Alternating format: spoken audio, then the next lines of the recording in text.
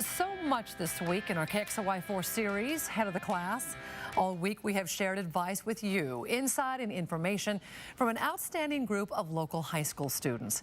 These 22 students have reached their goals. Valedictorians, top of their class, heading to college with impressive resumes and 12 years of education.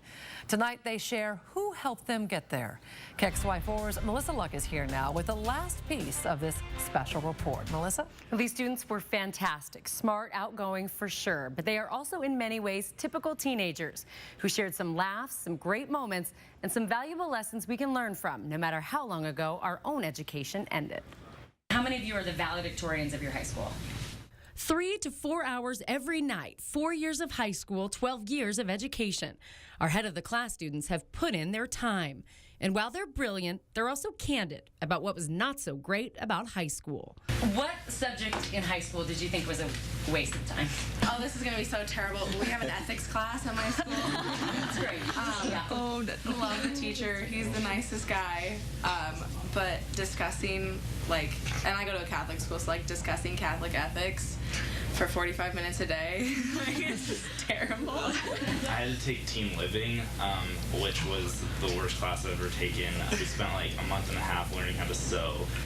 Right now, it's a requirement at our school to take a fine art, and I'm not artsy at all. And perhaps you won't be surprised about the one class most could have done without. I think if a lot of us had the option to skip PE and take another math class or another science class, then I think most of us would take that opportunity.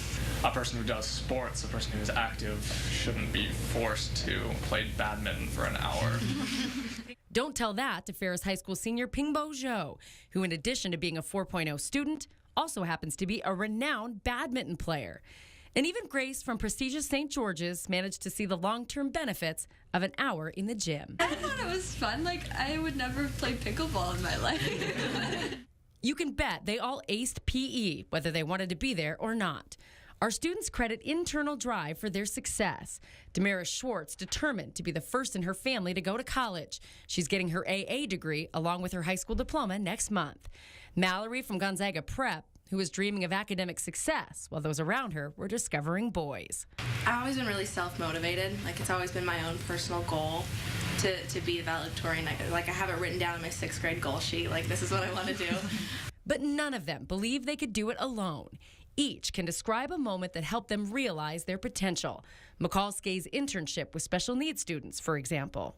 And it's really opened my eyes, and it's made me realize I want to be a special education teacher.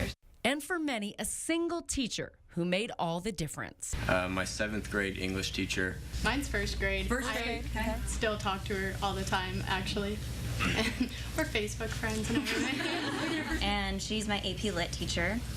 Samantha Pickett wasn't afraid to share how close she came to giving up until that teacher intervened. One of my close friends died. And about that same time, my grandpa died and my friend's dad died. And so I kind of hit this really low point.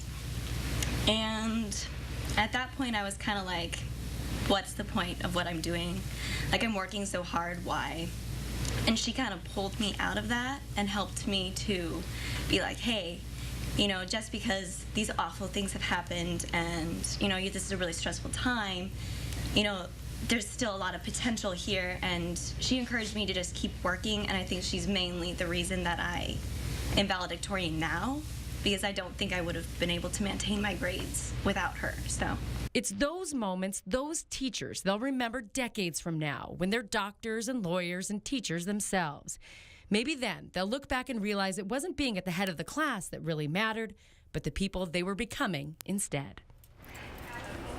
And we want to thank every one of the students. They have incredible academic careers behind them, bright futures ahead at colleges like UW, USC, Johns Hopkins, and others.